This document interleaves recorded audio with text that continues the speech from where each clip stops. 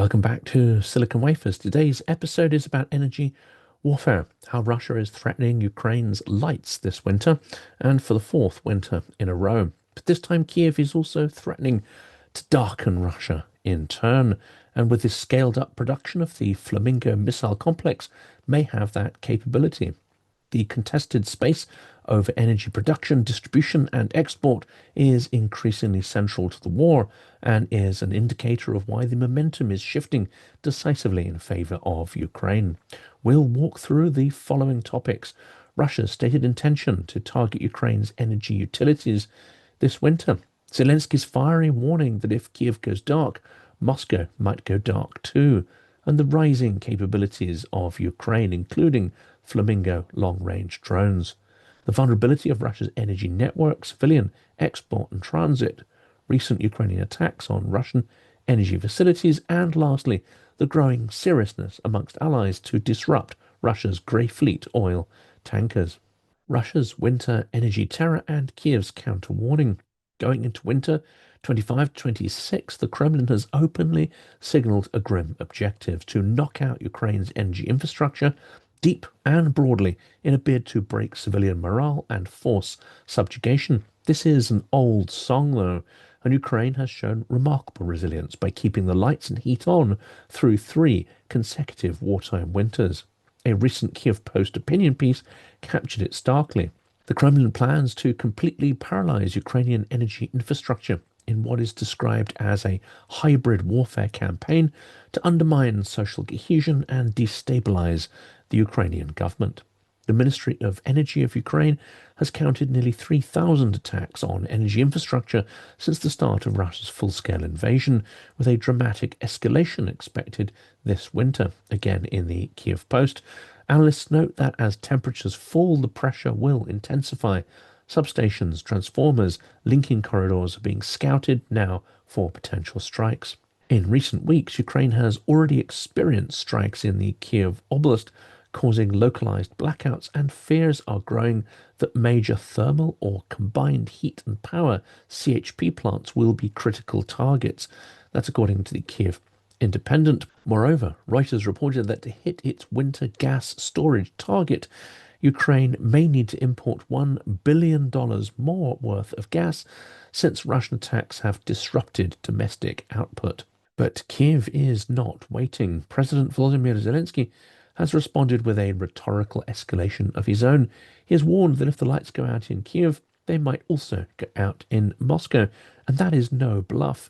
It signals the next phase of asymmetric escalation, energy counterstrikes, and Moscow is more vulnerable in many ways than Ukraine is. This tit-for-tat energy warfare shifts the war from front lines to nationwide energy systems. Ukraine's rising strike reach, Flamingo and long-range drones. A few years ago, Ukraine's ability to hit deep into Russian territory, especially to the dual military use energy infrastructure, was extremely limited. That is now changing fast. One emerging capability often cited in Ukrainian media is the so-called Flamingo long-range strike system. While details remain classified, it is representative of a new class of drones/missiles that can operate hundreds of kilometers, penetrate defenses, and hit deep energy targets. These systems blur the lines between tactical drones and strategic strike. Already, recent strike waves show that Ukraine is no longer limited to border regions. For example, Ukrainian drones struck Salvalat petrochemical complex in Bashkortostan, more than 1,500 kilometers from the front lines, as reported in Reuters. Other drones have hit oil distribution nodes in Bryansk and Samara regions. That's in Radio Free Europe, Radio Liberty. Prior attacks included refinery hits in Ryazan, Novokubishevsk, Saratov, a Sochi oil depot, halting operations at Rosneft refineries. That's in Reuters. The Primorsk port, a key node for Russian oil export near St. Petersburg, was hit by long-range drones transporting oil tankers. That's in the Kyiv Post. These strikes are not just probing, they are forcing Russia to divert air defenses, increase redundancy costs, and rethink the vulnerability of its energy network, especially its ports that that distribute and export oil. One Moscow-aligned commentator recently lamented that Russia's once assumed territorial depth is no longer safe from Ukrainian reach. This opens a kind of inverted parity. Ukraine may not match Russia tank for tank, but in hitting nodes of Russia's energy economy, Kyiv can inflict structural damage with relatively limited resources. And of course, this is a huge irony of Putin's so-called special military operation. He did it to demilitarize Ukraine. He did it in his own mind, I'm sure, to reduce perceived threats, military threats from Ukraine. But by doing so, he has multiplied them beyond his wildest nightmares. Vulnerabilities in Russia's energy grid, transit and export networks. Russia is not invincible when it comes to energy infrastructure. In fact, a lot of its strength is also its weakness. Scale, civilian proximity, export dependencies, and poorly defended logistics. Well, let's go through these one by one. The domestic grid and civilian linkages. Russian energy networks serve civilian and military users. They are often intertwined, hence the phrase dual use. Many oil refineries, gas processing plants, and pipeline compressor stations are located near civilian infrastructure or in cities. That means attacks on them also have a dual political impact. We know this from all the videos of Russians swearing in awe and terror, leaning out of their apartment windows while some facility opposite their living complexes goes up in a pillar of flame. Furthermore, its internal grid is less armoured, less defended than assumed. Many substations and intermediate nodes are weak, especially outside the prime industrial centres. And then there is export infrastructure, pipelines, ports, and Yamal Cross. On the export side, Russia depends heavily on pipelines, LNG, sea terminals, and tanker fleets. One pipeline of note is the Yamal Cross, which remains an historic transit route. While volumes have declined, distribution or threats to transit corridors undermine Russia's ability to project energy power into Europe and into its near abroad. Ports on the Baltic, Black Sea, Caspian, and Arctic depend on shipping and tanker flows.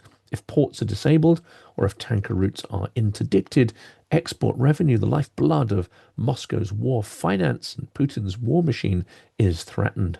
And finally, C, the grey fleet of oil tankers.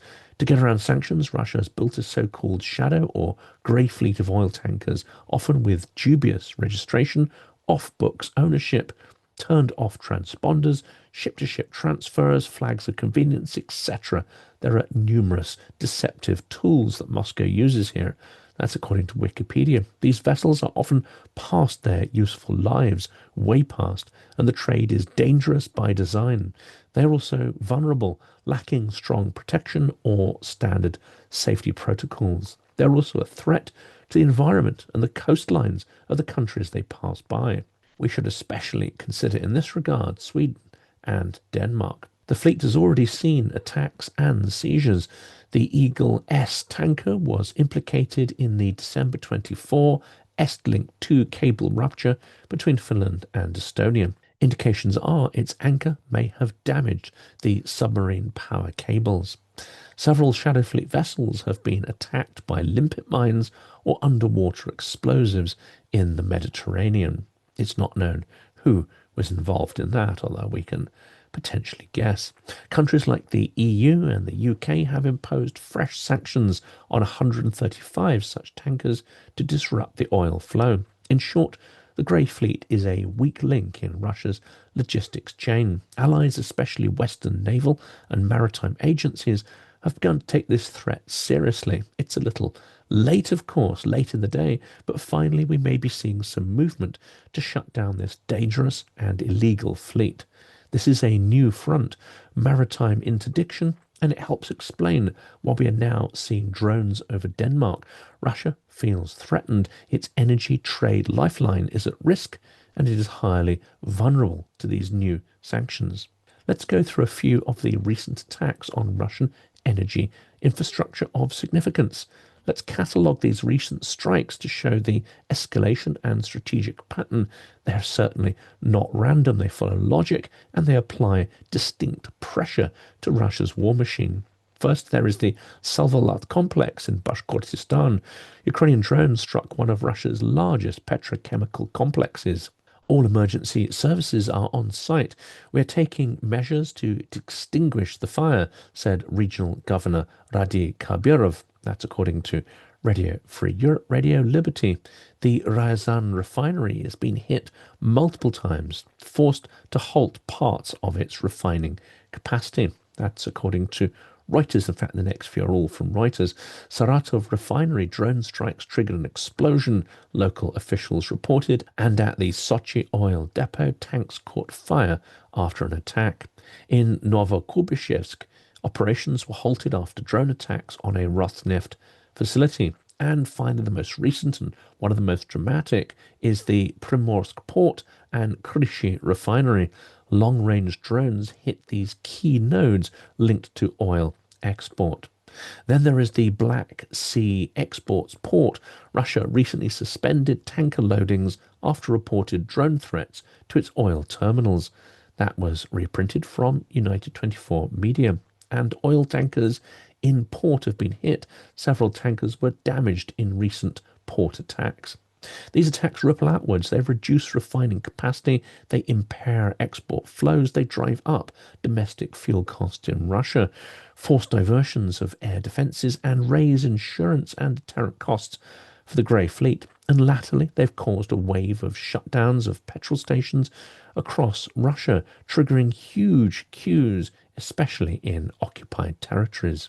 The Financial Times reported that in recent months, 16 of Russia's 38 refineries have been targeted. The drop in exportable diesel is significant. Russia may face its lowest diesel exports since 2020, according to the Financial Times. Again, from Moscow's perspective, that is deeply alarming. So the Allied push to interdict the Grey Fleet and strategic implications of that move. The logical next step for Ukraine's allies is not just to sanction, but to actively interdict the Russian Grey Fleet. That shift is starting to happen. In July 25, the UK announced new sanctions targeting 135 Shadow Fleet tankers and two Russian companies, Intershipping Services LLC and Litasco Middle East DMCC, for their role in transporting $24 billion in cargo, $24 billion, bypassing sanctions. Foreign Minister David Lammy said the measures hit the arteries of Putin's war finance. That's from Reuters. The EU also expanded sanctions on 189 additional ships as part of an overall 350 ship crackdown. That's from AP News.